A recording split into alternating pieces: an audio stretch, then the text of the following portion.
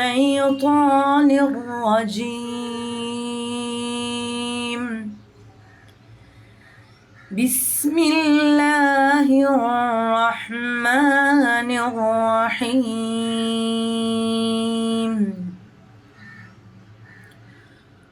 والعاديات ضبحا فالموريات قدحا فالمغيرات صبحا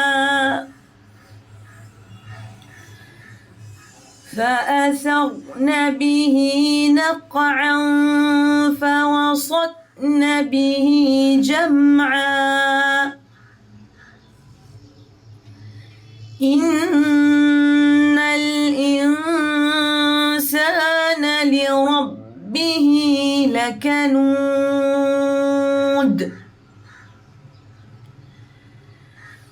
وإنه على ذلك لشهيد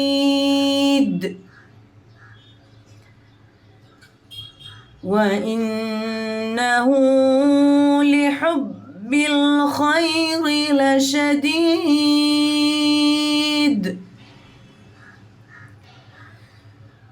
أفلا يعلم إذا بعثر ما في القبور وحصل ما في الصدور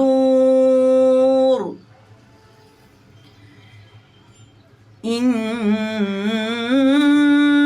ربهم بهم يومئذ لخبير.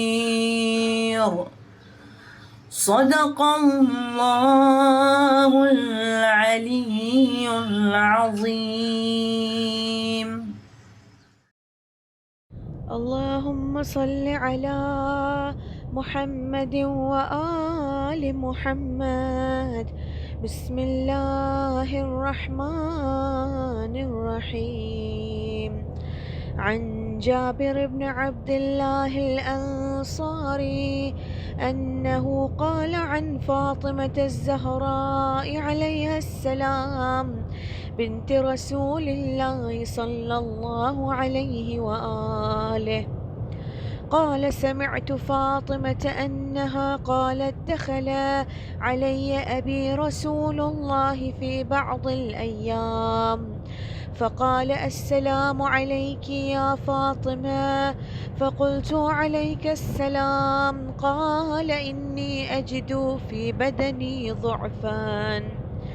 فقلت له: أعيذك بالله يا أبتاه من الضعاف. فقال: يا فاطمة ائتيني بالكساء اليماني فغطيني به. فأتيته بالكساء اليماني فغطيته به وصرت أنظر إليه وإذا وجهه يتلألأ كأنه البدر في ليلة تمامه وكماله.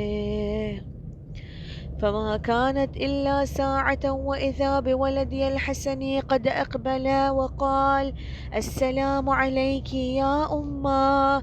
فقلت: وعليك السلام يا ولدي ويا قرة عيني وثمرة فؤادي.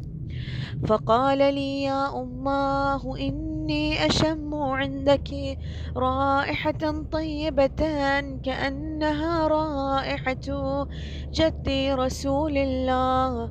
فقلت: نعم، إن جدك تحت الكساء. فأقبل الحسن نحو الكساء وقال: السلام عليك يا جداه يا رسول الله، أتأذن لي أن أدخل معك تحت الكساء؟ فقال: وعليك السلام يا ولدي ويا صاحب حوضي، قد أذنت لك. فدخل الحسن معه تحت الكساء.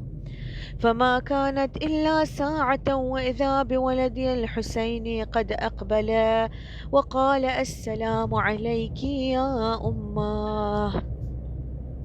فقلت وعليك السلام يا ولدي ويا قرة عيني وثمرة فؤادي.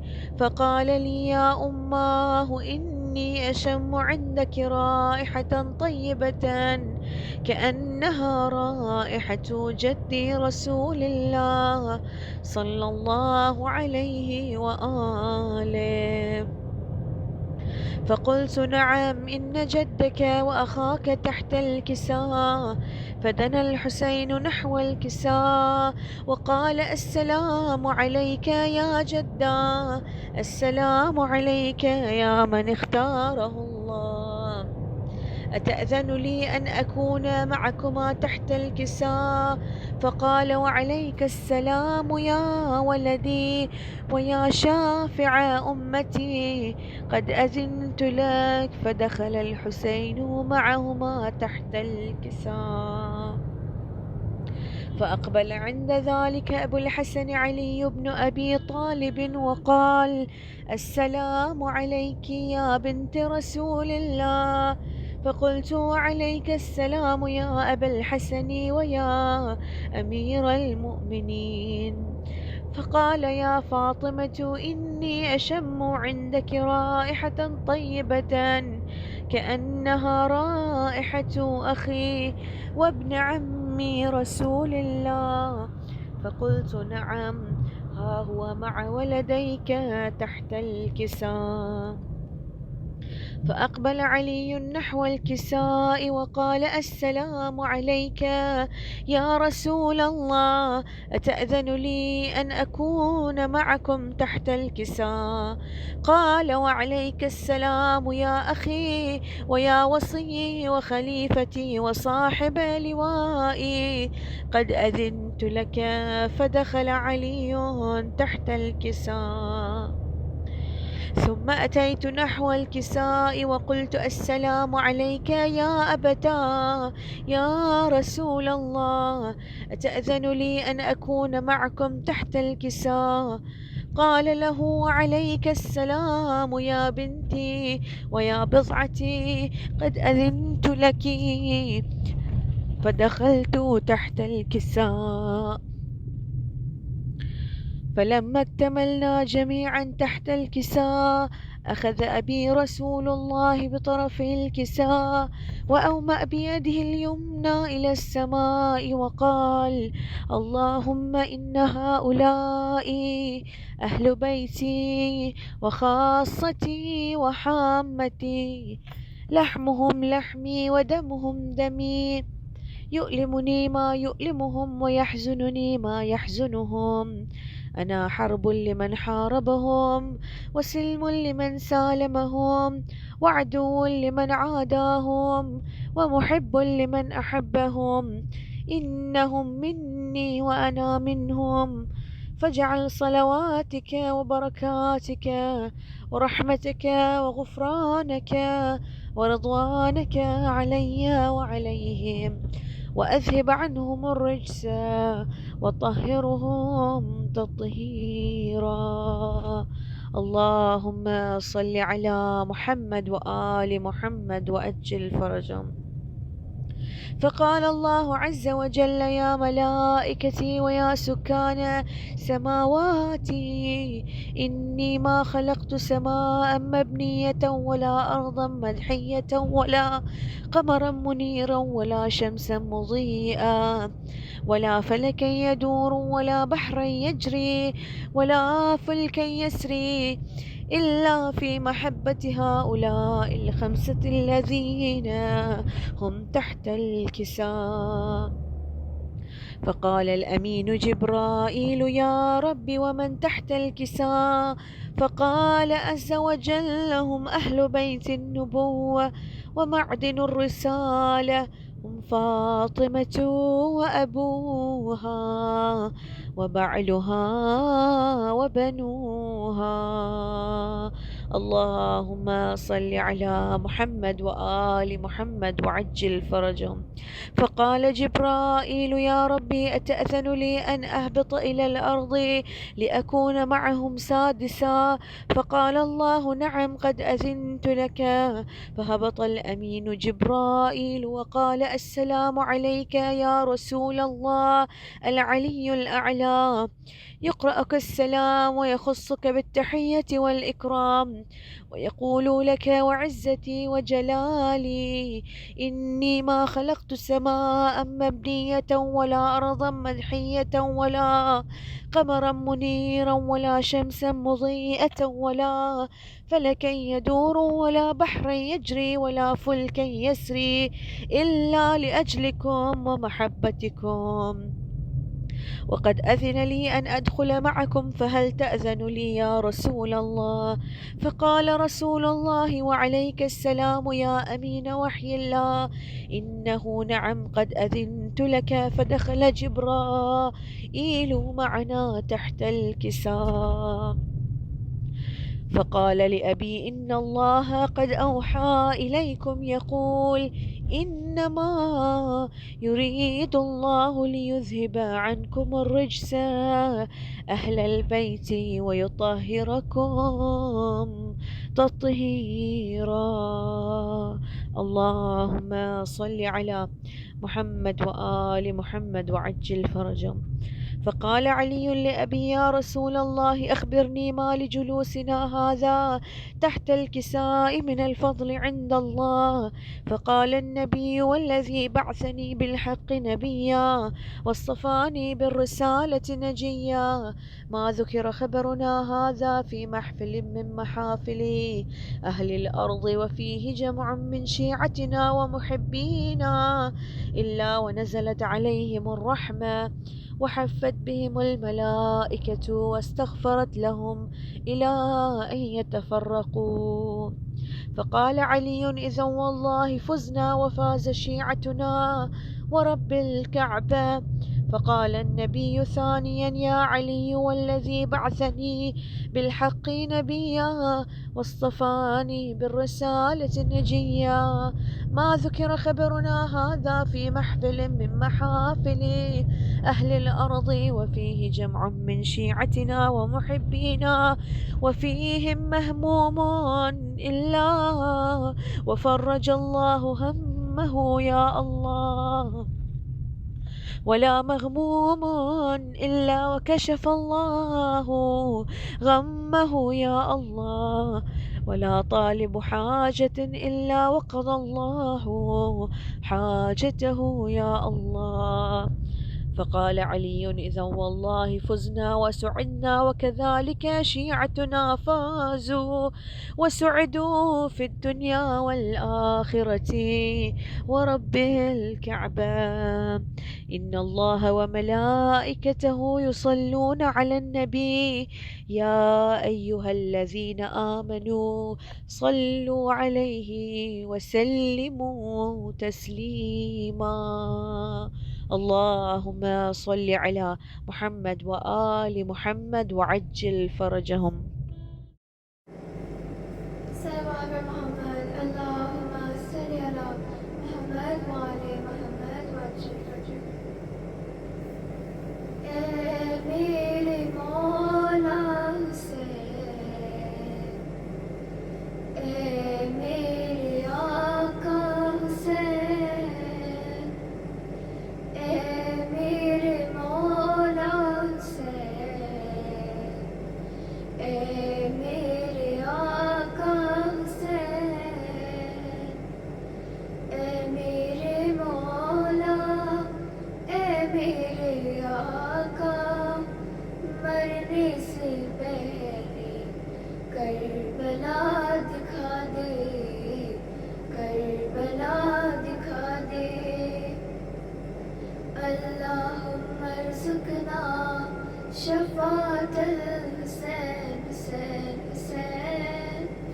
اللہم ارزقنا زیارت الحسین حسین حسین. میں مر نہ جاؤں تم سے ملے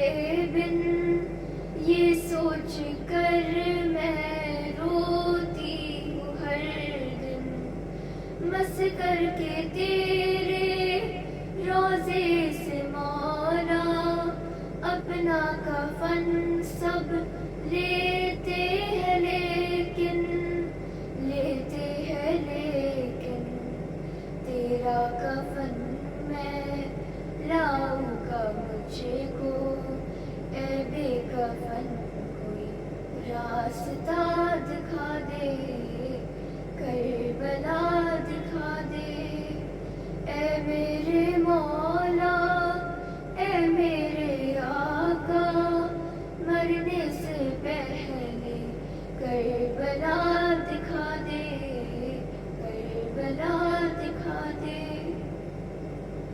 غربت کا عالم سب سے چھپا کر، کرب و بلا سینے میں بسا کر، شوق زیارت میں کہہ رہا ہوں، میں بھی نمک سے روٹیاں کھا کر، روٹیاں کھا کر، مفلس ہوں کیسے روزے پہ آؤں، مولا تو کوئی معجزہ دکھا دے، کربلا دکھا دے، اے میرے مولا، اے میرے آقا، مرنے سے پہلے کربلا دکھا دے، کربلا دکھا دے۔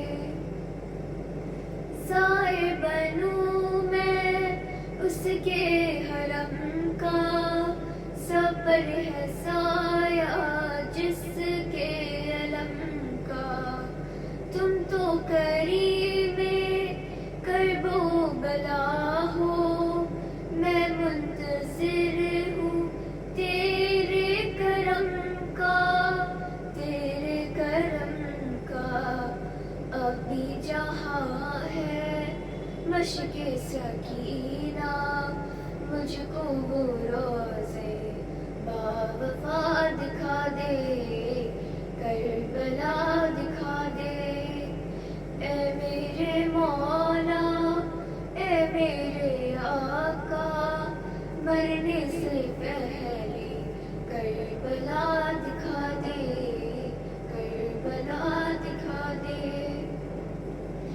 اس باوفا کا چہرہ جہاں پر زخمی ہوا تھا گھوڑے سے گر کر، بازو کہے تھے، پاؤں کہے تھے، کس طرح دیکھا تم نے وہ منظر، تم نے وہ منظر، غازی جہاں پر بکھرا ہوا تھا، ہائے وہ نہرے القمہ دکھا دے، کربلا دکھا دے، اے میرے مولا، اے میرے آقا، مرنے سے پہلے کربلا دکھا دے، کربلا دکھا دے۔ تم کو قسم ہے اس نوجوان کی، جس کے جگر میں ٹوٹی سنا تھی، ماتم کروں میں جا کر وہاں پر، اکبر کے بابا حسرت ہے میری، حسرت ہے میری، کھینچی جہاں پر سینے پہ برچھی، آنکھوں کو میری وہ جگہ دکھا دے، کربلا دکھا دے، اے میرے مولا، اے میرے آقا، مرنے سے پہلے کربلا دکھا دے، کربلا دکھا دے۔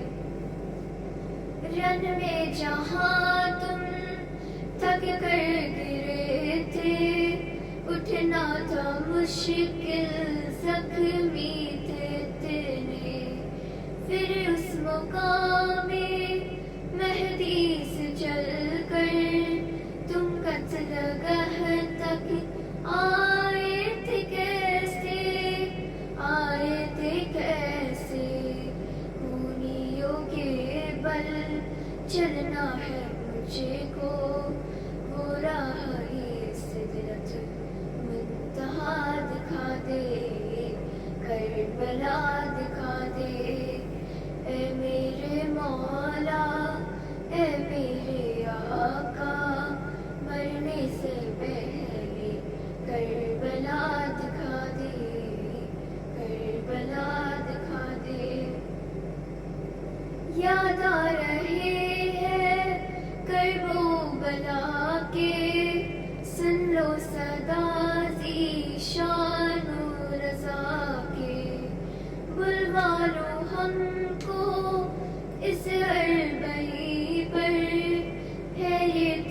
तमन्ना अहले अज़ा की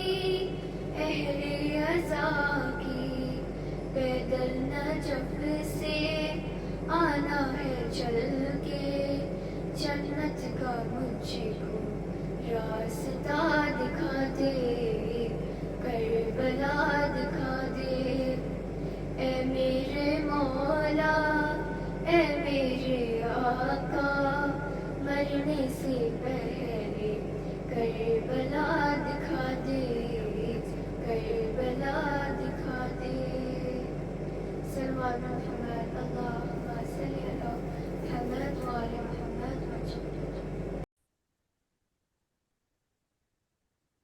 برائے سلامتی امام زمانہ آواز بلند صلوات اللہم صل علی محمد و آل محمد و عجل فرجهم رحم اللہ من قرأ الفاتحہ بسم اللہ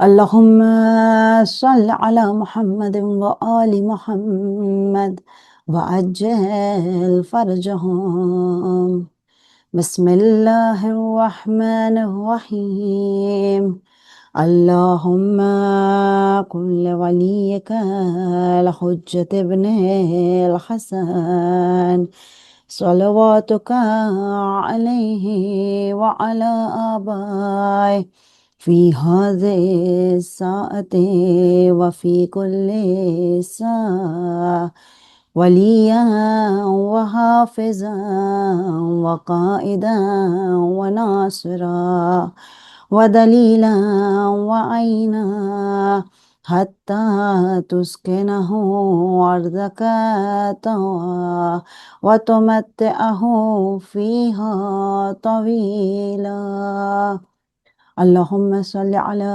محمد و آل محمد وعجل فرجهم اعوذ باللہ من الشیطان الرجیم بسم اللہ الرحمن الرحیم اللہم صل وسلم وزد وبارک علی صاحب الدعوة النبویہ والسولة الحیدریہ والعصمة الفاطمیہ والحلم الحسنیہ والشجاعة الحسینیہ والعبادة السجادیہ والمآثر الباکریہ والآثار الجعفریہ والعلوم القاظمیہ والحجج الرضویہ والجود التقویہ والنقاوة النقویہ والحیبة العسکریہ والغیبة الالہیہ صاحب العصر والزمان اللہم صل علی محمد و آل محمد وعجل فرجهم والداء إلى الصدق المطلق کلمۃ اللہ و امان اللہ حجت اللہ القائم بحکم اللہ الغالب بأمر اللہ والذاب عن حرم اللہ امام السر والعلن صاحب الجود والمنن دافع الكرب والمحن الامام بالحق ابو القاسم محمد اللہم صل علی محمد وآل محمد وعجل فرجهم اما بعد فقد قال الله تبارك وتعالى في كتابه المجيد وفرقان الحميد وقوله الحق بسم الله الرحمن الرحيم قل ان الصلاة ونسكي ومحياي ومماتي لله رب العالمين صلوات بر محمد وآل محمد اللہم صل علی محمد وآل محمد وعجل فرجهم سلام ہو تمام شہدائے کربلا پر، سلام ہو اہل بیت طاہرین پر، اور ہم تمام کی جانب سے سلام پیش کرتے ہیں ہمارے وقت کے امام صاحب العصر والزمان پر۔ اللہم صل علی محمد وآل محمد وعجل فرجهم۔ آپ تمام کو ہماری جانب سے السلام علیکم ورحمۃ اللہ وبرکاتہ۔ ایک مختصر سا اعمال آپ کی خدمت میں پیش کر کے انشاءاللہ اپنے موضوع کی طرف آگے بڑھیں گے۔ قرض کی ادائیگی کے لیے بہت سارے مومنات، بہت سارے مولا کے عزادار جو میسج کرتے ہیں، جو دعاؤں کے لیے گزارش کرتے ہیں کہ قرض دار ہے، روزی کی قلت ہے، روزی میں برکت نہیں ہے، یقیناً دعا کرتے ہیں پروردگار عالم سے کہ خدایا ہر ایک کے رزق میں برکت عنایت فرمائے، اور جو قرض دار ہیں ان کے قرضوں کو غیب سے ادا فرمائے۔ قرض کی ادائیگی کے لیے اور ظالم کے ظلم سے بچنے کے لیے 2 رکعت نماز جو علماء بیان کرتے مولا سجاد کی طرف سے ہے، مولا سجاد نے اس اعمال کو سکھایا ہے۔ نماز عشاء کے بعد، یعنی رات کا ایک پہر جب گزر جائے، نماز عشاء کے بعد سے لے کر نماز شب سے پہلے پہلے اس نماز کو ادا کرنا ہے۔ 2 رکعت نماز ہے اور نماز کی نیت ہوگی کہ میں نماز پڑھتی ہوں برائے ادائے قرض یا دفع ظالم، یعنی ظالم کے ظلم سے بچنے کے لیے یا قرض کی ادائیگی کے لیے میں 2 رکعت نماز پڑھتی ہوں قربتاً اللہ۔ پہلی رکعت میں الحمد کے بعد 1 مرتبہ آیت الکرسی کی تلاوت کی جائے، اور دوسری رکعت میں الحمد کے بعد سورہ حشر آیت نمبر 21 سے لے کے 24 تک 4 آیتیں ہیں، ان 4 آیتوں کی تلاوت کرے اور بعد از نماز تسبیح زہرا اور دعا کرے خدا کی بارگاہ میں، انشاءاللہ پروردگارہ جو بھی مقروض ہے خدا ان کے قرض کو غیب سے ادا فرمائے گا۔ ایک اور اعمال ملتا ہے قرض کی ادائیگی کے لیے کہ اگر کوئی مقروض ہے اور وہ چاہتا ہے کہ خدا اس کے قرضوں کو جلد از جلد ادا کر دے، تو اسے چاہیے کہ سورہ عادیات، قرآن مجید کا سورہ ہے سورہ عادیات، اس سورے کو 110 مرتبہ 110 ٹائمز اس سورے کے تلاوت 1 سٹنگ میں 1 مرتبہ بیٹھ کے اس سورے کی تلاوت کرے، لیکن خیال رہے کہ دنیاوی باتیں بیچ میں نہ آئے۔ میں نے بار بار اس چیز کو بتایا ہے کہ ذکر خدا جب کرنے بیٹھو تو دنیا کی باتوں سے پرہیز کیا جائے، یہاں وہاں کے، یعنی وقت آپ ایسا چن کے بیٹھو، ایسا سلیکٹ کرو وقت کو کہ جہاں آپ کو کوئی ڈسٹرب کرنے والا نہ ہو، تو دنیا کی باتیں، دنیا کی گفتگو، موبائل پر باتیں کرنا، یہ ساری چیزیں پرہیز کرے۔ کچھ دیر کے لیے جب عبادتیں رب العالمین کر رہے ہیں تو خلوص کے ساتھ خدا سے طلب کرے، انشاءاللہ دعا ہے پروردگار عالم سے پروردگار ہر مومن کی دعا کو مستجاب فرمائے انشاءاللہ۔ درود بھیج دے محمد و آل محمد پر، اللہم صلی علی محمد و آل محمد وعجل فرجہم۔ مولا کائنات امیر المؤمنین علی ابن ابی طالب علیہ السلام، اللہم صلی علی محمد و آل محمد وعجل فرجہم۔ مولا کی ایک حدیث جو آپ کے سامنے آج میں پیش کرنے کا شرف حاصل کر رہی ہوں، تجلیات حکمت کتاب سے اس حدیث کا حوالہ ہے، اور یقیناً مولا نے جو دیندار کی نشانیاں بتائی ہے کہ مولا کے نگاہوں میں جو دیندار ہوتا ہے، جو مومن ہوتا ہے، جس کے اندر وہ کوالٹیز پائی جاتی ہے، اس لیے کہ ہم دعا تو مانگتے ہیں کہ پروردگار، مولا کے جملے ہیں کہ مولا فرماتے ہیں خدا تو ویسا ہے جیسا میں چاہتا ہوں، مجھے ویسا بنا دے جیسا تو چاہتا ہے۔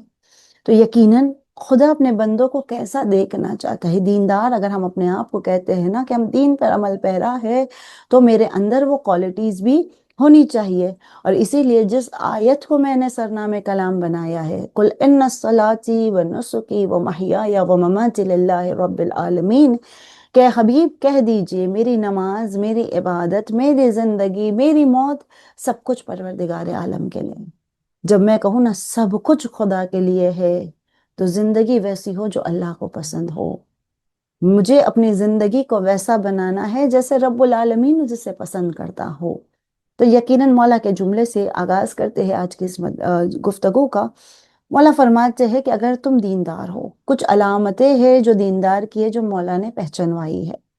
تو پہلی چیز، اگر تم دیندار ہو تو کلام میں سچے ہونا چاہیے، بات جب کرو تو سچی بات کرو، جھوٹ سے پرہیز کرو۔ آج ہم اور آپ دیکھتے ہیں دنیا میں بہت سارے کام ایسے ہیں جو جھوٹ سے ہو رہے ہیں۔ میں اپنے الفاظوں کو بالکل خیال کرتے ہوئے، بہت سارے پروفیشن ایسے ہیں کہ جھوٹ کے بغیر کام نہیں ہوتا، لوگ جھوٹ بول کر پیسہ کما رہے ہیں۔ مولا فرماتے ہیں اگر تم دیندار ہو نا تو تمہارے اندر وہ کوالٹی ہونی چاہیے کہ کلام میں سچائی، سچ بولا کرو، جھوٹ نہیں بولو، سچ سے کام لو۔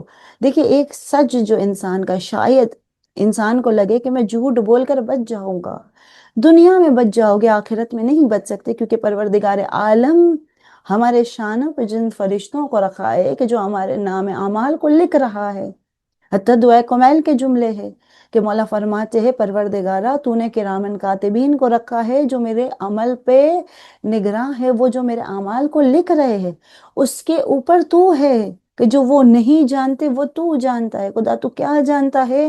جو دلوں میں چھپا ہوا ہے وہ رب جانتا ہے۔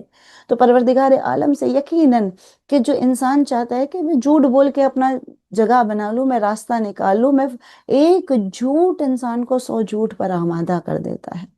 میں مثال دوں چھوٹی سی، اگر کہ ایک بچہ اگر جھوٹ بولتا ہے اپنی ماں سے کہ یہ میں نے نہیں کیا، لیکن اب اسے اپنے آپ کو پروف کرنے کے لیے وہ کتنے جھوٹ بولتا ہے، کتنے جھوٹ سے وہ اپنے آپ کو بچانے کی کوشش کرتا ہے۔ اسی لیے وہ جملہ کہا گیا نا کہ ایک جھوٹ 100 جھوٹ بلواتا ہے، یعنی ایک جھوٹ سے بچنا ہے تو 100 جھوٹ انسان بولتا ہے۔ تو بہت زیادہ خبردار ہے اپنے لیے کہ کبھی بھی جھوٹ کا سہارا نہ لے۔ مولا کائنات کی روایت ہے، مولا فرماتے ہیں کہ اگر تم چاہتے ہو کہ تم ایمان والے بن جاؤ تو مذاق میں بھی جھوٹ نہیں بولنا، مذاق میں بھی جھوٹ نہ بولا کرو۔ تو ہم اور آپ کو بہت زیادہ اس چیز کا خیال کرنا ہے۔ ایک جملہ ہے، ایک واقعہ ملتا ہے جھوٹ کے بارے میں، کہتے ہیں کہ ایک وکیل تھا۔ میں بالکل ان چیزوں کے لیے کہ یہ جملہ کہوں گی کہ ہر وہ پروفیشن سچ بول کر رزق کمائے، ہر پروفیشن کے اندر جھوٹ بولو گے تو ہر جگہ وہ کوشچن مارک آتا ہے۔ ایک وکیل تھا جو جھوٹ بول کر رزق کماتا تھا، روزانہ کے 1,00,000 روپے اس کی فیس تھی، روز 1,00,000 روپے جھوٹ بولتا تھا، جھوٹے کیس سے لڑتا تھا اور 1,00,000 کماتا ہے۔ کہتے ہیں کہ ایک مرتبہ کوئی شیعہ دوست تھا اس کا، یوں ہی ملاقات ہوئی اور کہا چلو مجلس میں جانا ہے، میرے ساتھ چلو، اور وہ یوں ہی محبت میں چلا گیا۔ جب وہ مجلس میں جا کر بیٹھا اور اس دن اتفاقاً جو عالم تھے جو ذکر کر رہے تھے، پوری مجلس جو ہے وہ جھوٹ پر پڑ گئی کہ جھوٹ بولنے کا عذاب کیا ہے، جھوٹ بولنے سے نقصانات کیا ہے، پوری مجلس جھوٹ پر ہوئی۔ جب یہ باہر آئے اور باہر آنے کے بعد اس نے ایک مرتبہ اپنے دوست کو دیکھا اور کہا کہ یہ تو میرا پروفیشن ہے، میں جھوٹ بولتا ہوں تبھی تو مجھے اتنا پیسہ ملتا ہے۔ اس شیعہ دوست نے کہا کہ بھائی خدا نے تجھے ہدایت دی ہے، اب عمل کرنا نہ کرنا یہ یہ تیرا معاملہ ہے کہ اب تو اس ہدایت پر عمل کرتا ہے کہ نہیں۔ کہتے یہ پریشانی کے عالم میں گھر گیا، بیوی نے چہرہ پڑھ لیا، کیا ہوا، کیوں پریشان ہو، کہاں سے آ رہے ہو؟ کہا کہ دوست کے ساتھ مجلس میں گیا تھا اور مجلس میں جو عالم تھے انہوں نے پوری مجلس جو ہے وہ جھوٹ پہ پڑی، میرا کام ہی جھوٹ ہے، میں اس پروفیشن کو کیسے چھوڑوں، میں جھوٹ کو کیسے چھوڑوں؟ تو بیوی جو ہے نا، دیکھیں یقین مانے بیوی جو ہے نا وہ سپورٹ کرنے والی ہوتی ہے۔ جو خواتین ہیں ہم اپنے آپ کو بہت کم سمجھتے ہیں، لیکن یقین مانے پروردگار نے اگر جسمانی طور پر ہم اپنے آپ کو کمزور سمجھتے ہیں، لیکن مینٹلی اور روحانی طور پر ہم بہت مضبوط ہیں۔ اگر مثال دیکھنی ہے تو کربلا کی خواتین کو دیکھ لو کہ کس طرح سے وہ روحانی مضبوطی، وہ جسمانی مضبوطی اگر ہم کہیں کہ 3 روز کے بھوکے پیاسے، لیکن جو روحانی مضبوطی تھی اور جو بڑھ بڑھ کے اپنے بچوں کو سپورٹ کر رہی تھی کہ جاؤ نصرت امام کے لیے آگے پڑھو۔ ایک خاتون جو ہے وہ روحانی طور پر مضبوط ہوتی ہے۔ تو اس خاتون نے اپنے شوہر سے کہا کہ جھوٹ کے لیے آقا نے منع کیا ہے تو کیوں نہیں چھوڑ دیتے؟ اس نے پلٹ کے جواب دیا کہ یہ جو زیورات پہن رہی ہو نا، یہ جو اچھے کپڑے پہن رہی ہو، یہ جو عالیشان گھر میں ہو، یہ ساری جو فیسلٹیز ہیں سب ختم ہو جائے گا۔ یہ جو مل رہا ہے یہ جھوٹ کے نتیجے میں مل رہا ہے۔ اگر میں نے اس فیلڈ کو بند کر دیا، یہ جھوٹ بولنا بند کر دیا، تو تمہارے یہ عیش و آرام سب ختم ہو جائے گے۔ خاتون کہتی ہے جس خدا کے لیے چھوڑ رہے ہو وہی خدا ہماری مدد کرے گا، جس اللہ کے لیے تم چھوڑ رہے ہو نا وہی اللہ ہماری مدد کرے گا۔ کہتے بیوی کا سپورٹ تھا۔ میں ایک اور واقعہ زوجہ کے لیے یقیناً بیان کروں گی کیونکہ نام آیا ہے تو سنیں انشاءاللہ، لیکن پہلے اسے کمپلیٹ کر دوں۔ کہتے ہیں بیوی کا سپورٹ اچھا ملا، بیوی ایسی ہو جو عبادت میں مددگار ہو، جو سپورٹ کرنے والی۔ کہتے اس نے جھوٹ چھوڑا، 1,00,000 کمانے والا دن کے 100 روپے پر آ گیا۔ روز کے 100 روپے مل رہے ہیں، وہ شان و شوکت، وہ ملکیت، سب کچھ ختم ہو گیا۔ اللہ فوراً نہیں دیتا، اللہ بھی اپنے بندے کو آزماتا ہے، امتحان ہوتا ہے۔ اللہ فوراً نہیں عنایت کر دے گا، خدا بھی پہلے دیکھے گا اپنے بندے کو، اس کی صبر کتنی ہے۔ کہتے ہیں کچھ لمحہ، کچھ وقت گزرا، کہتے اتنی حالت، یعنی 100 جو لاکھ میں آرام کرنے والا، وہ 100 روپے میں محنت و مشقت کر رہا ہے اپنے گھر کو چلانے کے لیے۔ لوگ مشہور ہو گیا لوگوں میں کہ یہ جو شخص ہے وہ کبھی جھوٹ نہیں بولتا، یہ سچے کیس لڑتا ہے، یہ سچی بات کرتا ہے، یہ اب جھوٹ کے قریب نہیں جاتا۔ دھیرے دھیرے اس کے پاس سچے کیس آنے لگے، دھیرے دھیرے اس کے پاس وہ کیس آئے جو حقیقتاً جو مظلوم تھے، جو پریشان تھے، وہ ان کے پاس آتے تھے، اور یہ سچے کیس لڑنے لگا۔ جو دن کا 1,00,000 روپیہ کمانے والا، ایک وقت وہ آیا کہ ایک دن میں 3,00,000 روپے کما رہا ہے۔ وہ جھوٹ بول کر تھا، یہ سچ بول کر ہے۔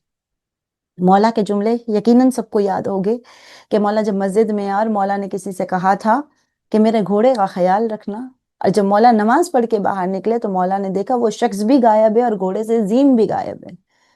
مولا بازار کی طرف گئے اور مولا کی نگاہ جو پڑی دکان پہ تو مولا کی ہی زین تھی۔ مولا نے اسے 2 درہم میں خریدا، اور جب مولا باہر آئے تو مولا نے ایک جملہ کہا، اے کاش اس نے کچھ لمحے صبر کی ہوتی، اسے حلال کے 2 درہم ملتے، اس لیے کہ میں نیت کر کے آیا تھا کہ جو اس نے میرے گھوڑے کا خیال کیا ہے، کچھ دیر جو اس کا خیال کیا ہے، تو میں اس کو اجرت کے طور پر 2 درہم دوں گا۔ اس نے تھوڑی دیر صبر کی ہوتی تو یہ 2 درہم جو ہے اس کو حلال کے ملتے، لیکن کیونکہ اس نے جلد بازی کی اور وہ چوری کر کے جو چلا گیا، کہتے ہیں وہ 2 درہم جو ہے وہ حرام کے اس نے کمائے، جس کا اس کو اللہ کو جواب دینا ہے۔ تو بہرحال ہم اور آپ کے لیے یہ نصیحت ہے کہ زبان کی سچائی، کلام میں سچائی ہونی چاہیے، کیونکہ زوجہ کا ذکر آیا تھا کہ زوجہ بہترین مددگار ہوتی ہے۔ ایک جملہ اور سن لیں، جابر بن عبداللہ انصاری، زائر مولا حسین، مولا کے زوار، جو سب سے پہلے جنہوں نے مولا کی قبر کی زیارت کی، کہتے ہیں جابر جنگ خندق کے وقت پہ جابر کی نگاہ پڑی کہ رسول اللہ کے شکم پر پتھر بندھا ہوا ہے، بھوک ہے، بھوک کی شدت ہے، اور پیغمبر کے شکم پہ پتھر بندھا ہوا۔ بہت پریشان ہوئے جابر، رسول اللہ سے اجازت لے کر گھر گئے، زوجہ کے پاس آئے اور آنے کے بعد سوال کیا کیا گھر میں کھانے کو کچھ ہے؟ تو بیوی نے کہا کہ ہاں کچھ گندم پڑا ہوا ہے۔ گندم کو پیسا گیا، آٹا بنایا گیا، روٹیاں تیار کی گئی۔ ایک بکری کا بچہ تھا جابر کے گھر میں جو پلا ہوا، کہتے اسے ذبح کیا گیا، اس کے گوشت کو کاٹا گیا اور ایک شوربہ تیار ہوا۔ جب کھانا آلموسٹ تیار تھا تو جابر چلے وہاں سے، اور آنے کے بعد رسول اللہ سے کہا یا رسول اللہ، آپ کو اور چند اصحاب کو میرے گھر دعوت ہے، اب کھانے کے لیے تشریف لائے۔ پیغمبر نے پوچھا اے جابر مقدار کیا ہے، کتنا کھانا پکایا ہے؟ جابر بن عبداللہ انصاری نے مقدار کو بیان کر دیا، اور ایک مرتبہ پیغمبر ایک بلندی پر آتے ہیں اور کہتے 500 لوگ تھے رسول اللہ کے ساتھ میں۔ پیغمبر نے اعلان کیا کہ لوگوں آج ہم سب کو جابر کے گھر دعوت ہے۔ جابر بن عبداللہ انصاری پریشان ہوئے، اور پریشان ہونے کے بعد دوڑے گھر کی جانب آئے۔ بیوی دیکھ رہی ہے جابر کیا ہو گیا، ابھی تو گئے تھے رسول اللہ کو دعوت دینے کے لیے، یہ پریشانی کیسی ہے؟ جابر کہتے ہیں میں تو چند اصحاب کو دعوت دینے گیا تھا، رسول اللہ نے سارے کے سارے اصحاب کو دعوت دے دی، یعنی جتنے لوگ موجود ہیں سب کو دعوت دی۔ زوجہ بالکل تسکین میں ہے۔ ہم اپنے آپ کو اس جگہ پہ رکھ کے دیکھیں کہ اگر ہمارے گھر کوئی ایسے واقعات ہو جائے، ہمارے گھر کوئی دعوت پہ آ جائے اور بنا انفارمیشن کے آ جائے، اور ہمارے پاس اگر کچھ اتنی چیزیں نہ ہو، ہم کتنے پریشان ہوتے ہیں۔ جابر کی زوجہ کہتے ہیں بالکل سکون کے ساتھ جابر بن عبداللہ انصاری سے کہتے جابر فکر نہ کرو، اے جابر ایک سوال کا جواب دو، رسول اللہ نے دعوت دینے سے پہلے کیا تمہیں کھانے کی مقدار کے بارے میں سوال پوچھا تھا کہ جابر کتنا کھانا ہے؟ جابر کہتے ہیں ہاں رسول اللہ نے تو سوال تو کیا تھا مجھ سے کہ کتنا کھانا بنایا۔ کہا جابر بس جس کو تم نے دعوت دی اس کا انتظام تم نے کیا، جس کو رسول اللہ دعوت دے رہے اس کا انتظام خود اللہ کا رسول کرے گا، آپ کو فکر کی ضرورت نہیں ہے۔ جابر کہتے ہیں میری زوجہ کے یہ جملے اتنے سکون والے تھے کہ وہ جو اتنی ٹینشن میں آ رہا تھا، میرا سارا ٹینشن ختم ہو گیا۔ رسول اللہ آئے، اصحاب کو لے کر آئے، وہ زمانہ کے گھر بھی بڑے ہوا کرتے تھے، بیٹھنے کی جگہیں بھی تھی، گھر میں برتن بھی ہوا کرتے تھے۔ کہتے پیغمبر باورچی خانے میں، کچن میں آئے جابر کے، پیغمبر نے اپنے ہاتھ سے برتن لیا، روٹی کو رکھتے تھے، اس پہ شوربے کو ڈالتے تھے، اور ایک ایک پلیٹ جو، ایک ایک برتن جو ہے وہ باہر اصحاب کو بھجوا رہے۔ سارے اصحاب رسول نے کھانا کھایا، پیغمبر نے کھانا کھایا، یہاں تک کہ جابر اور ان کی زوجہ نے کھانا کھایا، لیکن جو غذا جابر نے بنائی تھی اس میں رتی برابر بھی کمی۔ ہم اور آپ سوچے، تصور کرے، یعنی یہ تو یقیناً معجزہ رسول ہے، لیکن بتانا یہ چاہتی ہوں کہ ایک زوجہ سکون دینے والی ہے، ایک زوجہ جو ہے، ہم اپنے آپ کو ڈیگریڈ نہ کرے کہ پروردگار عالم نے ہم کو کتنا کمزور، نہیں، ہم جسمانی طور پر شاید کمزور ہے، لیکن روحانی طور پر، مینٹلی طور پر ہم بہت مضبوط ہے، اس لیے کہ ایک عورت وہ ہے جو گھر کو باندھ کے رکھتی ہے، ایک عورت وہ ہے جو ایموشنز کے ساتھ گھر کو سنبھالے رکھتی ہے، ہم اگر چاہے تو بہت کچھ حاصل کر سکتی ہے۔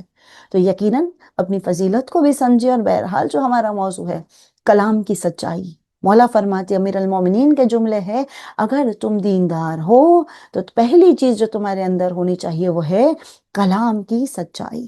اس کے بعد دوسرا جملہ فرمایا، کہا، مولا فرماتے ہیں ادائے امانت، تم دیندار ہو تو امانت کو برابر سے ادا کرو، امانت میں کبھی خیانت نہیں کرنا، اس لیے کہ امانت جب کوئی مومن کی کسی کے پاس ہو تو بہت زیادہ ذمہ داری ہے کہ اس کو وقت پہ ادا کی جائے۔ دیکھیں، ایک ہے مال کی امانت، ایک ہے زبان کی امانت، کہ انسان تصور کرے کہ جو زبان کی امانت ہے اس کا خیال کرے، کہ میں نے بار بار اس جملے کو کہا ہے، بات تو پوری دنیا کو پتا ہوتی ہے، لیکن ہم ایک دوسرے کو ہاتھ مار مار کے کہتے ہیں نا، دیکھو کسی کو بولنا نہیں، کسی کو بتانا نہیں، میں نے صرف تم سے شیئر کیا ہے۔ ایسے تو ہم نے ہزاروں سے شیئر کیا ہوگا اور سب کو یہ کلو لگا دیا کہ کسی کو بولنا نہیں۔ خواتین کا مجمع ہے، ضرور یہ کہوں گی کہ ہم سب کچھ چھپا سکتے لیکن شوہر سے نہیں چھپا سکتے ہیں۔ بہت ساری باتیں جو ہم رات کو ڈسکشن ہوتا ہے ہسبینڈ کے ساتھ میں، تو ہماری باتیں ہوتی ہے کہ ہم ڈسکس کرتے ہیں، آج یہ ہوا، دن میں یہ ہوا۔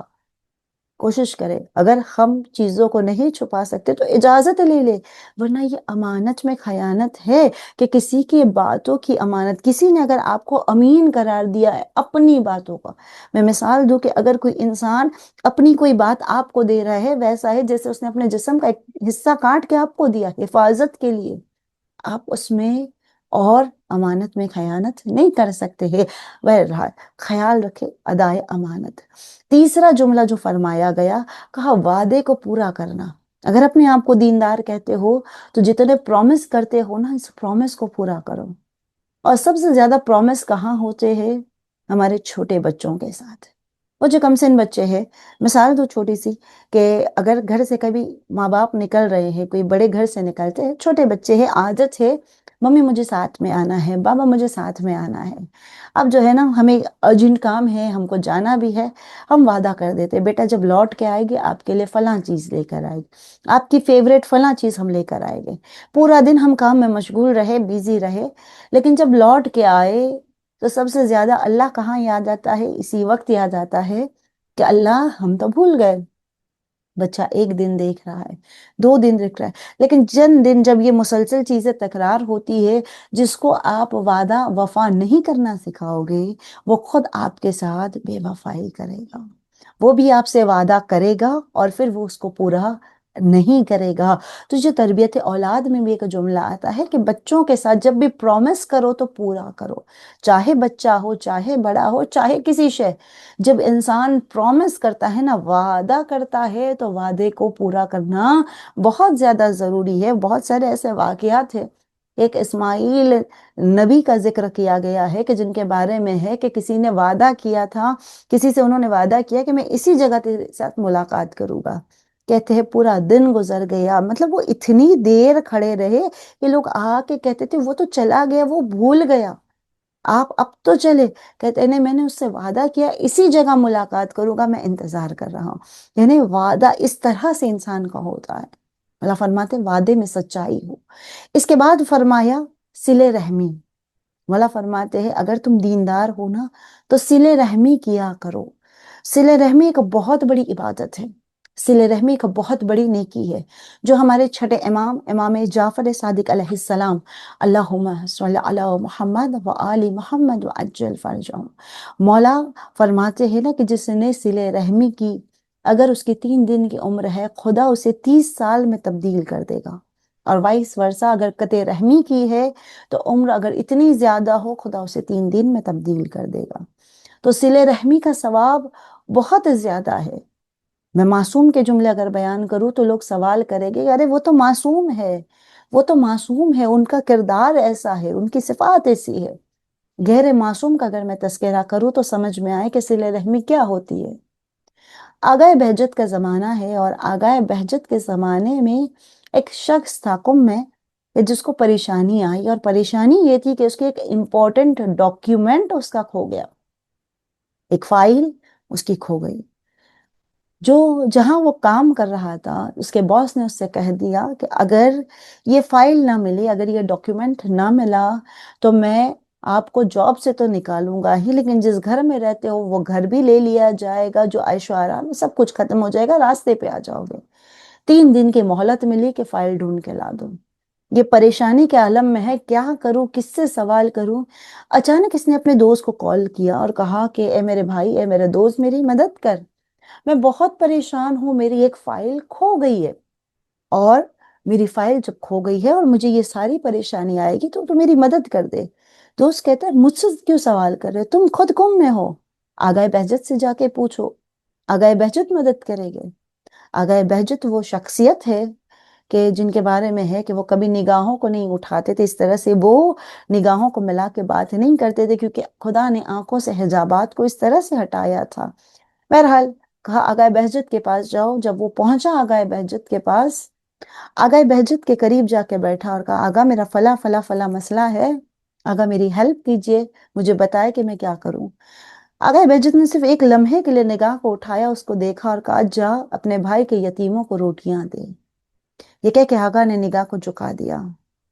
یہ باہر نکلا یہ سوچ کر کے عالموں کے پاس جاؤ تو یہی چیزیں ہوتی ہے، یہ کرو وہ کرو، اس سے کیا میری فائل مجھے مل جائے گی۔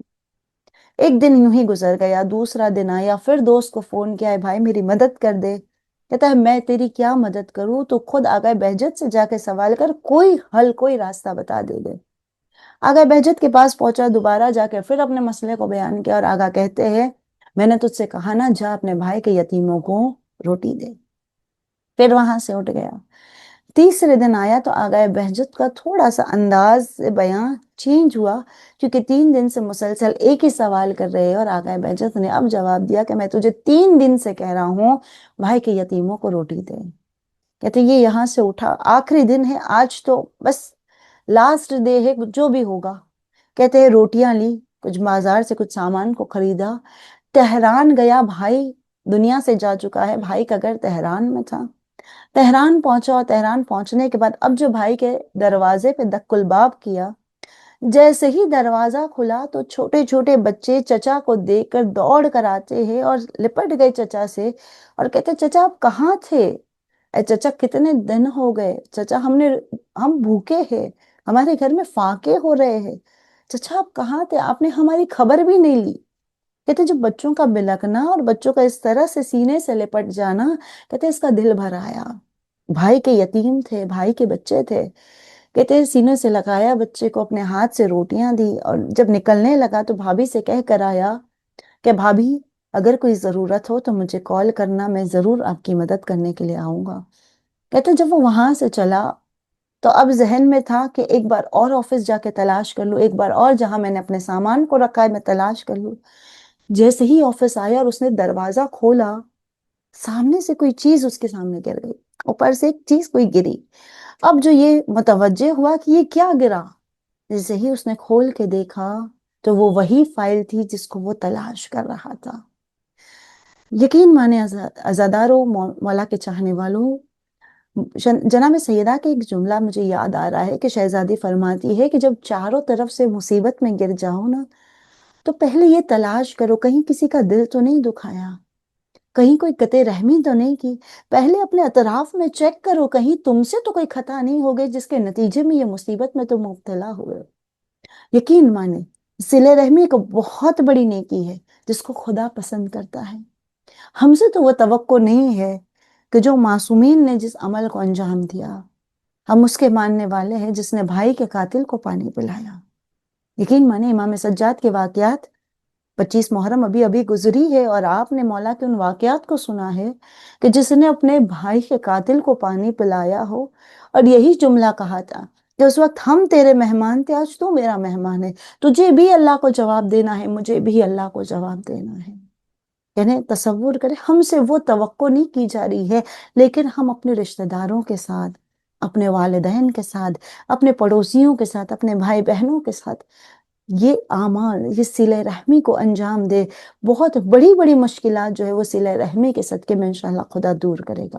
ایک درود پڑھے محمد و آل محمد پر، اللہم صلی علی محمد و آل محمد وعجل فرجہم۔ کے بعد مولا فرماتے ہیں، کہتے ہیں کہ اگر تم دیندار ہو نا تو تم کمزوروں پہ رحم کرو، جو تم سے کم ہے، کمزور ہے، اس کا خیال کرنا، اس پہ رحم کرنا، کبھی اس پہ ظلم نہ کرنا۔ اور اس کے بعد امام کے جملے ہے کہ نیکیوں کو انجام دینے والا دیندار ہوتا ہے، جتنا پاسبل ہو سکے، جتنا ممکن ہو سکے نیکیوں کو انجام دیا جائے۔ یقین مانیں یہ زندگی مختصر ہے، یہ زندگی بہت شارٹ پیریڈ میں ہے، جیسے کہہ لیں ہم ٹرانزٹ میں ہے۔ دعا کریں انشاءاللہ پروردگار ہم سب کو سفر اربعین نصیب فرمائے، انشاءاللہ نجف سے کربلا چل کے مولا کی بارگاہ میں جانا نصیب فرمائے انشاءاللہ۔ کہ جب ہم سفر پہ جاتے ہیں تو کئی مرتبہ ہم ٹرانزٹ میں ہوتے ہیں۔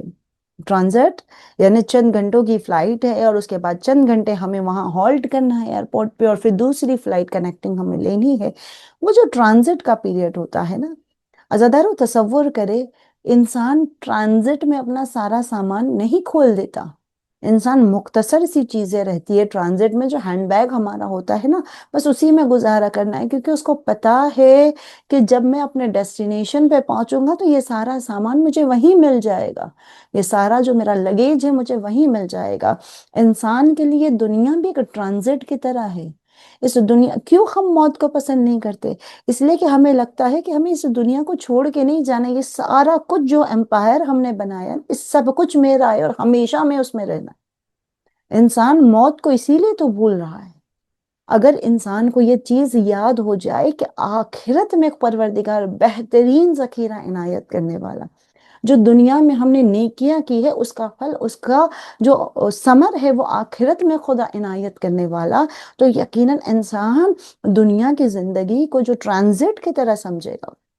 ہمارا آپ تصور کریں، میں مثال دوں ایک ماں کی، 9 مہینہ جب پریگننسی ہوتی ہے نا، ایک خاتون جب حاملہ ہوتی ہے اور پریگننسی کا وقت ہوتا ہے، 9 مہینے میں بہت سارے چینجز آتے ہیں، 9 مہینے میں بہت سارے درد بھی ہوتے ہیں، مشکلات بھی ہوتی ہے، پریشانیاں بھی ہوتی ہے، اس لیے کہ ماں کا درجہ اتنا آسان نہیں ہے، ماں کے قدموں تلے جنت اتنا آسان نہیں ہے، وہ سارے ڈیفیکلٹیز یہ ماں خوشی خوشی اٹھا لیتی ہے۔ یہ 9 مہینے کی تکلیف، یہ 9 مہینے کا جو درد ہے، یہ 9 مہینے کی جو تمام مشکلات ہے، ماں جو ہے نا وہ خوشی خوشی سے برداشت کرتی ہے۔ وہ جو ڈیلیوری کا پین ہے کہ مانو 21 ہڈیاں ایک ساتھ ٹوٹ رہی ہے، ماں اسے برداشت کر لیتی ہے۔ ایک لمحہ جہاں اولاد کا چہرہ دیکھا نا، وہ سارے درد کو بھول جاتی ہے اور اپنے اولاد کو سینے سے لگاتی ہے۔ یہ ماں ہے۔ اگر ہم اس خاتون سے کہیں نا اپنی یہ 9 مہینہ درد کیسے اٹھا لیا، اتنی تکلیف آپ نے کیسے اٹھائی، تو وہ جواب کیا ہوگا کہ یہ مختصر درد تھا، یہ مختصر ٹائم، ایک شارٹ پیریڈ کے لیے تکلیف تھی، لیکن اس کے آگے جو ثمر ملنے والا تھا، وہ اولاد، وہ میرا بچہ جو میرے آگوش میں آنے والا ہے، اس کے لیے میں نے ان ساری قربانیوں کو پیش کیا۔ اگر انسان اسی چیز کو سمجھ لے کہ دنیا مختصر پیریڈ ہے، اس دنیا کے اندر ہمیں ایک شارٹ ٹائم، شارٹ لائف سپین جو انسان کو یہاں گزارنا ہے، اس کے لیے تو آخرت ہی سب کچھ ہے۔ جو یہاں نیکیاں کرو گے وہاں اس کا اجر ملے گا، جو یہاں پہ کھیتی کرو گے نا پھل وہاں ملنے والا ہے۔ تو انسان کو چاہیے کہ اپنی آخرت کو سنوارنے کی خیال کریں۔ ہم دنیا میں مولا کے وہ جملے بہت مشہور جملے ہیں اور ہم دعاؤں میں بھی پڑھتے ہیں، دعا عرفہ کے جملے، اے پروردگارہ اس نے کیا کھویا جس نے تجھے پا لیا، اس نے کیا پایا جس نے تجھے کھو دیا۔ ہم یہ جملہ تو کہتے ہیں لیکن کیا ہم اللہ کو پانے کی کوشش کرتے؟ ہمارے لیے دنیا ہی سب کچھ ہے، دنیا والے، دنیا داری، دنیا ہر چیز میں دنیا۔ انسان یقیناً دنیا میں زندگی بسر کر رہے، ہر ایک کا حقوق ہے، والدین کا حقوق ہے، اولاد کا حقوق ہے، رشتہ داروں کا حقوق ہے، جو مولا رسالت الحقوق میں سید سجاد نے فرمایا کہ ایک انسان جو ہے وہ 50 یا 51 حقوق میں گرا ہوا ہے، ہمیں ان سارے حقوقوں کو انجام بھی دینا ہے۔ لیکن سب سے پہلا حق جو امام نے بیان کیا وہ اللہ کا ہے۔ میں سب کے حق کو ادا کروں اور میں اپنے رب کو بھول جاؤں، کیسے ممکن ہے؟ نیکیوں کو انجام دو، اس لیے کہ انسان تصور کرے اسی چیز کو، مجھے میری قبر میں کیا لے کے جانا ہے۔ اولاد بہت محبت کرتی ہے لیکن قبر کے کنارے تک، سارے لوگ محبت کریں گے، دوست برادر ساتھ میں بیٹھنے والے، ہر ایک قبر کے کنارے تک آئے گا، کوئی میری قبر کے اندر نہیں آنے والا، جو آئے گا وہ میری نیکیاں ہیں، وہ میرے اعمال ہیں۔ مولا فرماتے ہیں کہ نیکیوں کو انجام دو، جتنا پاسبل ہو سکے زیادہ سے زیادہ نیکیاں انجام دو، تاکہ تم دیندار بھی بنو، تمہاری آخرت کی منزل آسان ہو۔ اس کے بعد مولا فرماتے ہیں حسن اخلاق، اپنے اخلاق کو بہتر بناؤ، اپنے اخلاق کو ایسا بنا دو۔ یقیناً دین تلوار سے نہیں پھیلایا ہے رسول اللہ نے، دین پھیلا ہے رسول اللہ کے اخلاق سے، رسول اللہ کا بیہیویئر، رسول اللہ کی جو کوالٹی تھی کہ وہ رسول اللہ، دین کو، اسلام کا اعلان کرنے سے پہلے لوگ رسول اللہ کو صادق و امین کہتے تھے۔ ہم اور آپ تصور کریں ہم کس کے ماننے والے، ہم کس کے چاہنے والے۔ چوتھے امام کا ایک جملہ کہو اور انشاءاللہ ربط مصائب کے قریب آ جاؤ کہ اخلاق۔ چوتھے امام مولا کی بارگاہ میں ایک شخص آیا اور آنے کے بعد نعوذ باللہ بد کلامی کر رہا ہے، مولا کے ساتھ برے الفاظوں سے گفتگو کر رہا ہے۔ کہتے جب وہ اٹھ کے چلا گیا تو مولا کہتے مجھے بھی کچھ کہنا چاہیے، اور کسی نے کہا مولا کچھ تاخیر نہیں ہو گئی، اے کاش آپ نے تھوڑا جلدی کہہ دیا ہوتا، وہ جب بیٹھا تھا تبھی اس کو کہہ دیتے۔ مولا نے کہا ٹھیک ہے، اس کے گھر جاتے۔ اب لوگ ساتھ چلے اور جیسے ہی جانے لگے نا تو مولا کے وہ جملے، مولا کون سی آیت تھی؟ سورہ آل عمران کی آیت نمبر 134، وَالْقَاظِمُونَ الْغَيْظَ، اے غصے کو کنٹرول کرنے والے۔ یقیناً مولا پورے راستے اس آیت کو پڑھتے گئے، جو اصحاب تھے وہ ان کو لگ رہا تھا مولا اس کے گھر بھی نہیں پہنچیں گے، کہیں سے راستہ بدل دے۔ اور جب مولا اس کے گھر پہنچے تھے تو مولا نے وہی سوال کیا کہ میں تیرا اچھا امام نہیں؟ اگر تجھے کسی چیز کی ضرورت ہے تو مجھ سے سوال کر، اگر تجھے کھانا چاہیے، تجھے پیسہ چاہیے، تجھے کسی چیز کی ضرورت ہے تو میں تجھے عطا کروں گا۔ یعنی ہم اور آپ تصور کریں کہ انسان اپنے اخلاق سے دین کو پھیلاتا ہے، معصومین اپنے اخلاق کے ذریعے سے دین کو پھیلا رہے۔ ہم اور آپ بہت زیادہ کوشش کرنی ہم آپ کو کہ اخلاق اپنا بہترین بنائیں۔ رسول اللہ کے سامنے سے ایک خاتون جب گزری ہے نا، لوگوں نے کہا یا رسول اللہ بہت اچھی خاتون ہے، بہت عبادت گزار، نمازیں پڑھنے والی، عبادت کرنے والی، روزے رکھنے والی۔ پیغمبر نے کہا پڑوسی اس کے بارے میں کیا کہتے ہیں؟ اس کے پڑوسی کا اس کے بارے میں کیا خیال ہے؟ کہا یا رسول اللہ سب کچھ اچھا ہے لیکن یہ اچھا نہیں ہے، جب بولتی ہے تو ایسا بولتی ہے کہ لوگ پریشان ہو جاتے ہیں۔ پڑوسی جو ہے وہ پریشان ہے اس کی زبان سے، رشتہ دار جو ہے اس کی زبان سے باقی سب کچھ اچھا ہے، عبادت گزار، نماز روزہ سب کچھ ہے، یہ خراب ہے۔ پیغمبر نے کہا یہ جنت نہیں دوزخ میں جانے والی خاتون۔ یعنی ہم اور آپ زبان، اخلاق، اپنے اخلاق کو ایسا بنا لو کہ جیسا رسول چاہتے ہیں، اپنے اخلاق کو ایسا بنا لو جیسا علی چاہتے ہیں۔ یقیناً جب اخلاق ایسا ہو تو زندگی بہتر ہو جاتی ہے۔ بس عزادارو 20ویں کی شب بھی آ گئی ہے اور تاریخ کہتی ہے مجھے چند جملے مصائب کے پرسہ دینا ہے جناب فاطمہ الزہرا کو، کہ ہر مجلس میں وہ ماں سب سے پہلے آ جاتی ہے اپنے لال کا پرسہ دینے کے لیے۔ ہر مجلس میں یہ ماں سب سے آگے بیٹھتی ہے، اپنے لال کا پرسہ لینے آ جاتی ہے۔ علماء کہتے ہیں یہ بی بی تنہا نہیں آتی، اپنے ساتھ زینب کبریٰ کو بلاتی ہے۔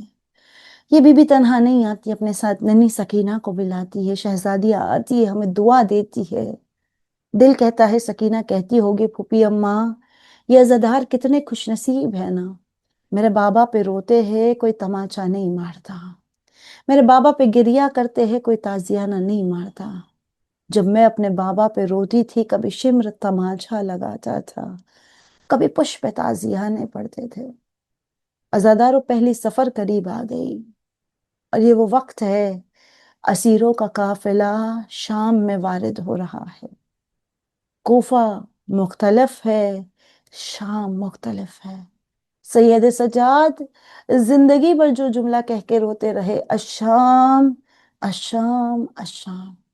شام کی مصیبتوں نے سجاد کو ضعیف بنا دیا۔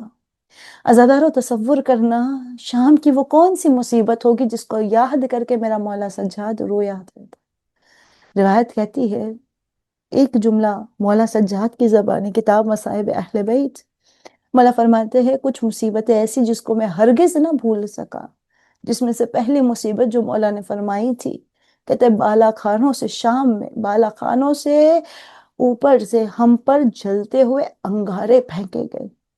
عزادارو تصور کریں، صاحب علم کا مجمع ہے، اگر کوئی چیز اڑ کے میری طرف آئے نا، سب سے پہلے حرکت ہوتے یہ ہاتھ، میں اپنے ہاتھ سے اس چیز کو دور کر دیتی ہوں تاکہ وہ میرے چہرے تک نہ آ جائے، وہ میری آنکھ میں نہ چلا جائے۔ میں ہاتھوں سے اپنے چہرے کی حفاظت کرتی ہوں، میں ہاتھوں سے اپنے آپ کو بچاتی ہوں، لیکن جس کے ہاتھ پسے گردن بندے ہو، بتائے وہ اپنی حفاظت کیسے کرے؟ یہ ہے شام۔ تاریخ کہتی ہے جب شام میں اسیروں کا قافلہ وارد ہوا، کسی نے آ کر مولا سجاد سے کہا تھا، مولا آپ کا چاہنے والا ہوں، میں چاہتا ہوں کچھ خدمت کروں، مولا میں چاہتا ہوں کچھ آپ کو خدمت ہو۔ مولا سجاد نے پلٹ کے کہا، پھوپھی اماں ایک چاہنے والا آیا ہے، چاہتا ہے وہ ہماری خدمت کرے، پھوپھی اماں کیا کہوں؟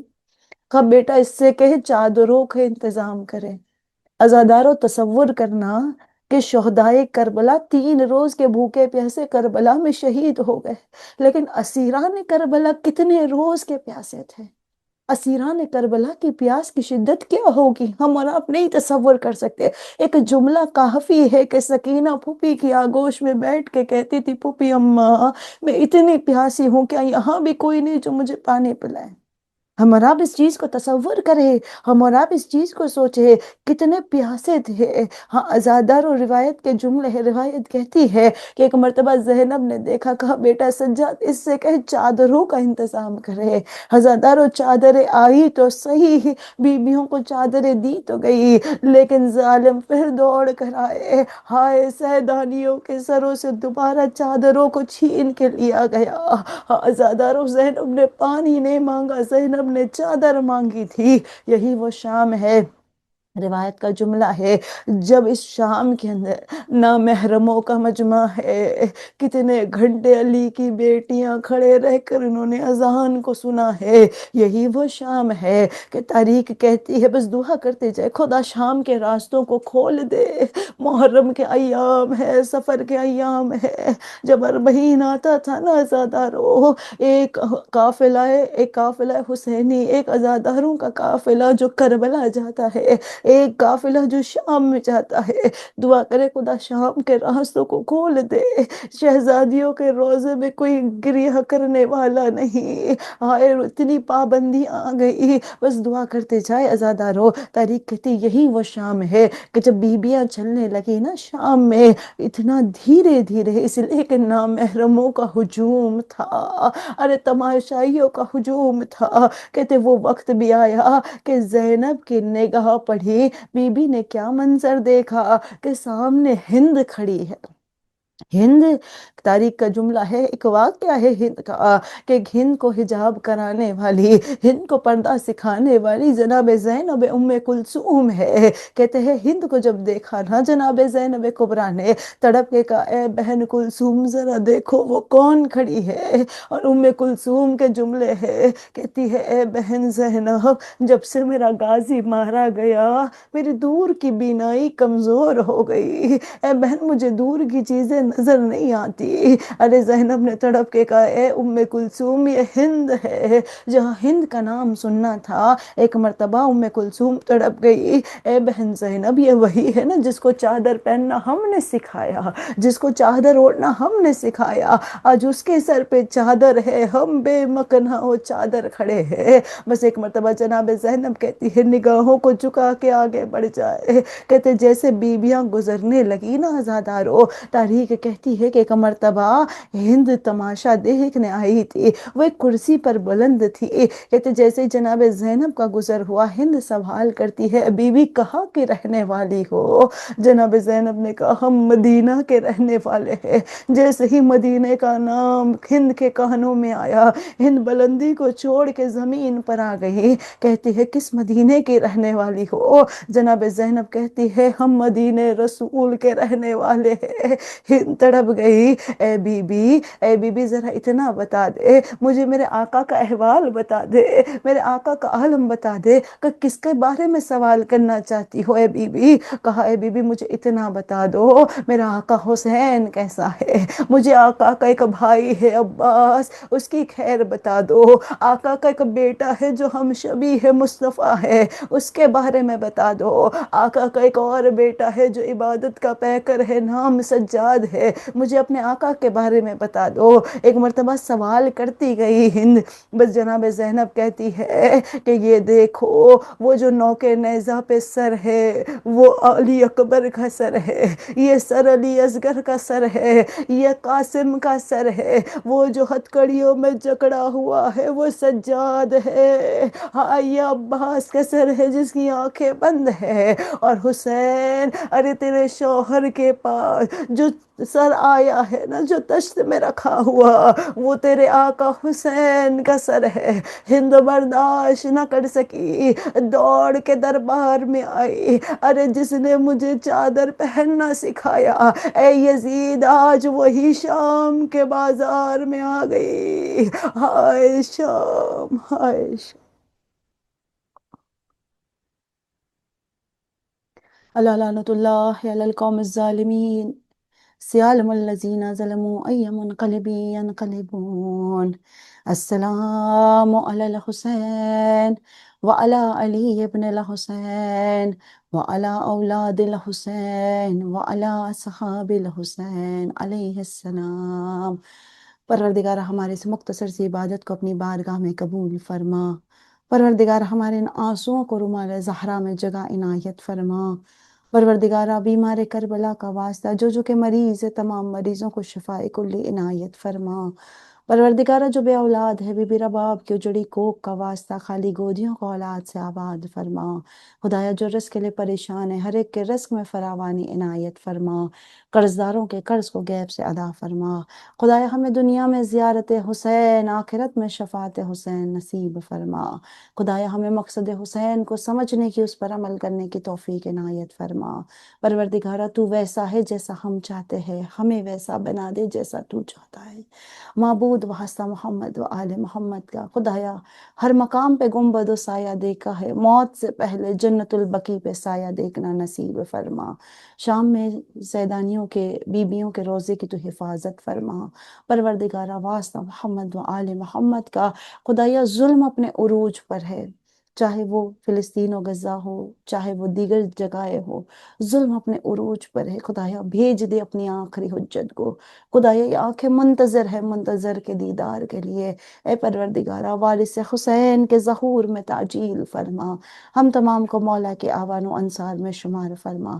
ربنا تقبل منا انک انت السمیع العلیم وتب علینا انک انت التواب الرحیم برحمتک یا ارحم الراحمین۔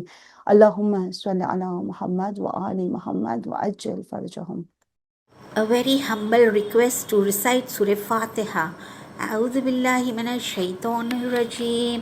بسم الله الرحمن الرحيم. الحمد لله رب العالمين الرحمن الرحيم مالك يوم الدين إياك نعبد وإياك نستعين اهدنا الصراط المستقيم صراط الذين أنعمت عليهم غير المغضوب عليهم ولا الضالين. بسم الله الرحمن الرحيم. قل هو الله أحد الله الصمد لم يلد ولم يولد ولم يكن له كفوا أحد. بسم الله الرحمن الرحيم. قل هو الله أحد الله الصمد لم يلد ولم يولد ولم يكن له كفوا أحد. بسم الله الرحمن الرحيم. قل هو الله أحد الله الصمد لم يلد ولم يولد ولم يكن له كفوا أحد إن الله وملائكته يصلون على النبي يا أيها الذين آمنوا صلوا عليه وسلموا تسليما اللهم صل على محمد وآل محمد وعجل فرجهم. پروردگار عالم یہ عظیم سورے کی تلاوت، مجلس، حدیث قصہ، مرثیہ، ماتم، یہ ساری عبادت تیری بارگاہ میں تو قبول فرما. یہ سب ذکر کا نذرانہ پیش کرتے ہیں 14 معصومین کی بارگاہ میں، بالخصوص ہمارے وقت کے امام کی بارگاہ میں، تمام شہدائے کربلا، یتیمان کربلا اور اسیران کربلا کی بارگاہ میں. اس سے جو بھی ثواب حاصل ہو وہ جملہ مرحوم مومن و مومنات کے ارواح کو پہنچے، بالخصوص بانی مجلس کے مرحومین کو پہنچے، مجلس میں شرکت کرنے والی ہر ایک مومنہ کے مرحومین کو پہنچے، وہ مرحومین جس کا کوئی فاتحہ یا دعا کرنے والا نہ ہو. اے غفور الرحیم، اے غفور الرحیم، ہر ایک مرحومین کی مغفرت فرما، ان کی تمام گناہ صغیرہ کبیرہ معاف فرما، ان کی قبر کو وسیع اور نورانی فرما، برزخ کے عالم کی سختیاں دور فرما، پل صراط کا سفر آسان فرما، محشر کی منزل کو آسان فرما اور جنت الفردوس میں جوار معصومین کے قریب جگہ عنایت فرما. پروردگار اللہم اغفر لی مومنین والمومنات والمسلمین والمسلمات برحمتک یا ارحم الراحمین. اللہم صلی علی محمد وآل محمد وعجل فرجہم. بسم اللہ الرحمن الرحیم. اللہم صل علی محمد وآل محمد. السلام علیک یا ابا عبد اللہ. السلام علیک یا ابن رسول اللہ. السلام علیک یا ابن امیر المؤمنین وابن سید الوصیین. السلام علیک یا ابن فاطمة سیدتی نساء العالمین. السلام علیک یا ثار اللہ وابن ثاره والوتر الموتور. السلام عليك وعلى الأرواح التي حلت بفنائك. عليكم مني جميعا سلام الله أبدا ما بقيت وبقي الليل والنهار. يا أبا عبد الله لقد عظمت الرزية وجلت وعظمت المصيبة بك علينا وعلى جميع أهل الإسلام، وجلت وعظمت مصيبتك في السماوات على جميع أهل السماوات. فلعن الله أمة أسست أساس الظلم والجور عليكم أهل البيت. ولعن الله أمة دفعتكم عن مقامكم وأزالتكم عن مراتبكم التي رتبكم الله فيها.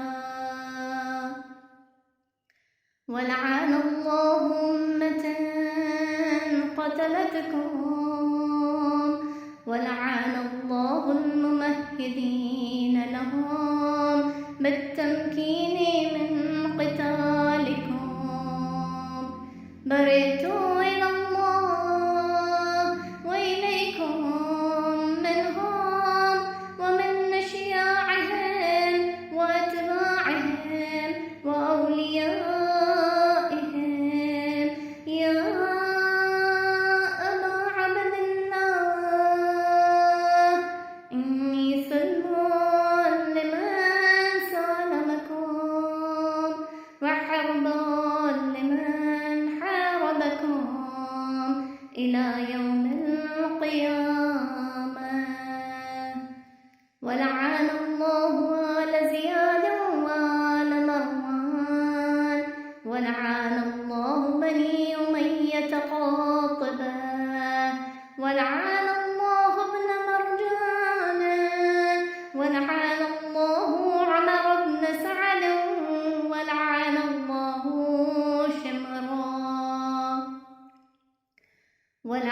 الله أمة أسرجت وألجمت وتنقبت لقتالك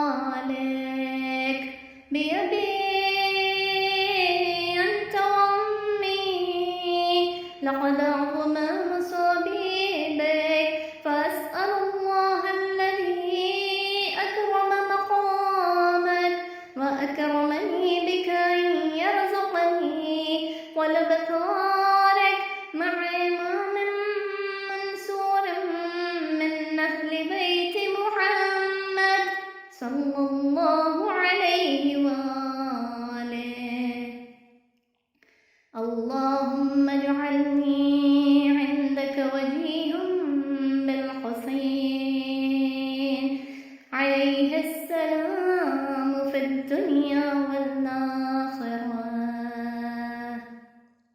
يا أبا عبد الله إني أتقرب إلى الله وإلى رسوله وإلى أمير المؤمنين وإلى فاطمة وإلى الحسن وإليك بموالاتك وبالبراءة ممن قاتلك ونسب لك الحرب وبالبراءة ممن نسس أساس الظلم والجور عليكم وأبرأوا إلى الله وإلى رسوله ممن أسس أساس ذلك وبنى عليه بنيانا وجرى في ظلمه وجوره عليكم وعلى أشياعكم.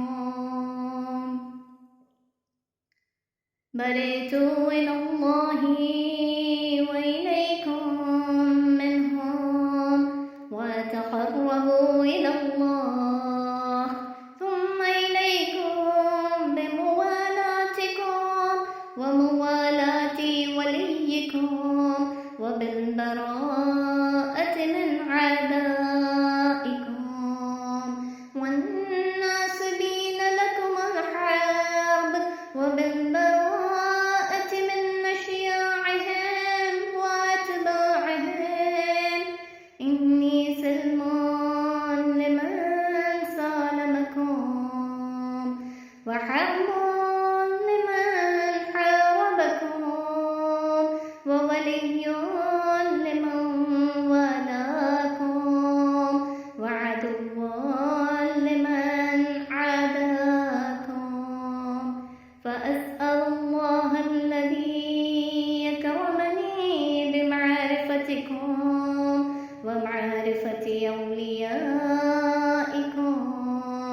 ورزقنا البراءة من أعدائكم أن يجعلني معكم في الدنيا والآخرة وأن يثبت لي عندكم قدم صدق في الدنيا والآخرة.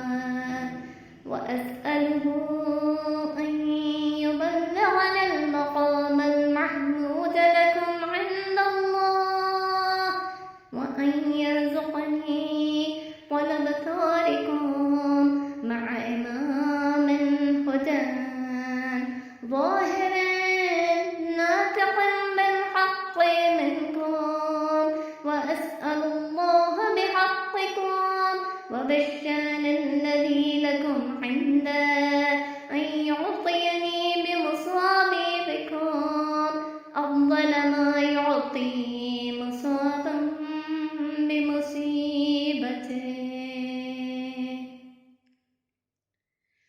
مصيبة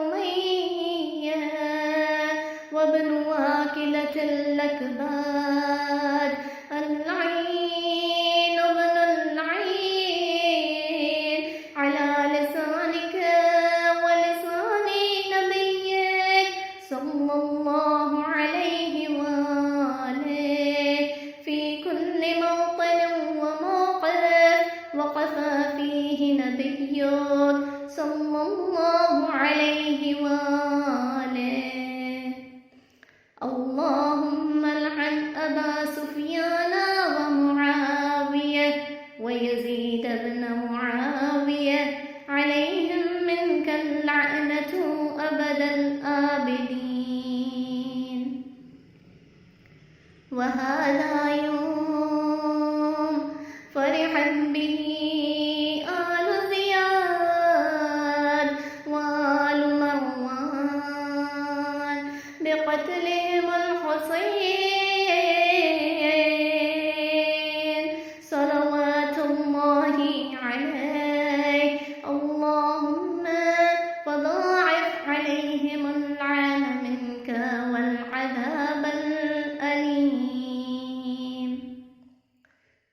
اللهم إني أتقرب إليك في هذا اليوم وفي موقفي هذا وأيام حياتي بالبراءة منهم واللعنة عليهم وبالموالاة لنبيك وآل نبيك عليه وآله عليهم السلام.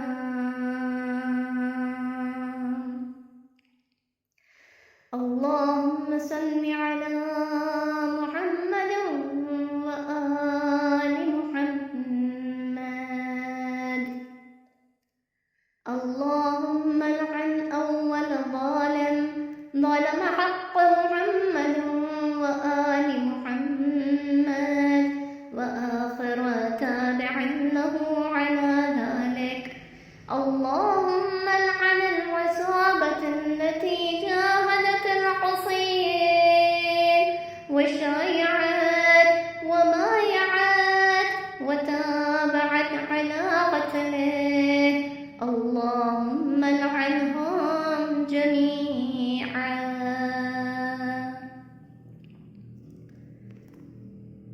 السلام عليك يا أبا عبد الله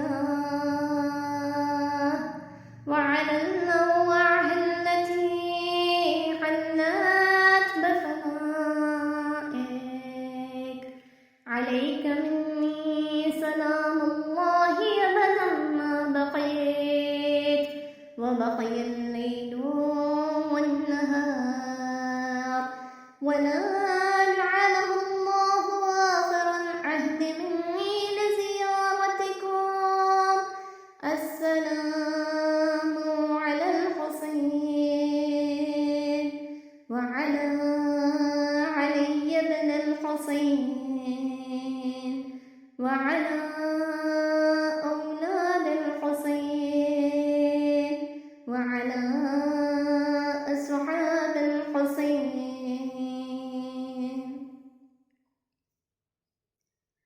اللهم خص أنت أول ظالم باللعن مني وابدأ به أولا ثم العن الثانية والثالثة والرابعة.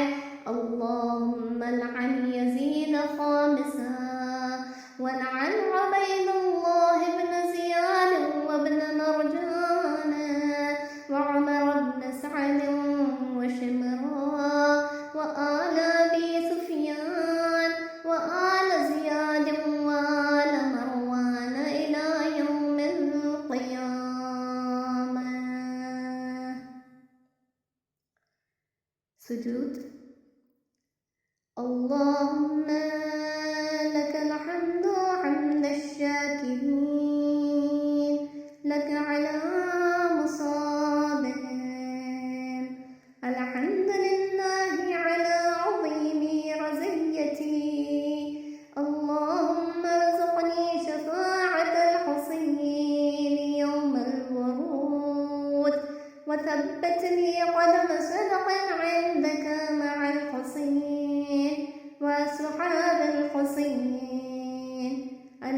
الذين بذلوا مهجهم دون الحسين عليه السلام. اللهم صل على محمد وآل محمد وعجل فرجهم وأهلك عدوهم من الجن والإنس من الأولين والآخرين. اللهم صل على محمد وآل محمد. بسم الله الرحمن الرحيم. اللهم كن لوليك الحجة ابن الحسن صلواتك عليه وعلى آبائه في هذه الساعة وفي كل ساعة وليا وحافظا وقائدا وناصرا ودليلا وعينا حتى تسكنه أرضك طوعا وتمتعه فيها طويلا برحمتك يا أرحم الراحمين. اللهم صل على محمد وآله الطاهرين. السلام عليك يا أبا عبد الله. السلام عليك يا ابن رسول الله. السلام عليك يا ابن أمير المؤمنين وابن سيد الوصيين. السلام عليك يا ابن فاطمة سيدة نساء العالمين. السلام عليك يا أبا الفضل العباس ابن أمير المؤمنين. السلام عليك يا أم المصائب زينب بنت أمير المؤمنين. السلام على الحسين وعلى علي بن الحسين وعلى أولاد الحسين وعلى أصحاب الحسين. السلام على شهداء جميعا ورحمة الله وبركاته. السلام عليك يا غريب الغرباء. السلام عليك يا معين الضعفاء والفقراء. السلام عليك يا شمس الشموس وأنيس النفوس. السلام عليك يا أيها المدفون بأرض طوس. السلام عليك يا مغيث الشيعة والزوار في يوم الجزاء. روحي وجسمي لك الفداء ورحمة الله وبركاته. السلام عليك يا مولاي يا صاحب العصر والزمان. الأمان الأمان الأمان من فتن الزمان. السلام عليك يا خليفة الرحمن. السلام عليك يا إمام الإنس السلام عليك يا مظهر الإيمان السلام عليك يا شريك القرآن السلام عليك يا قاطع البرهان السلام عليك يا إمام زماننا هذا عجل الله تعالى فرجك وسهل الله مخرجك وظهورك ورحمة الله وبركاته.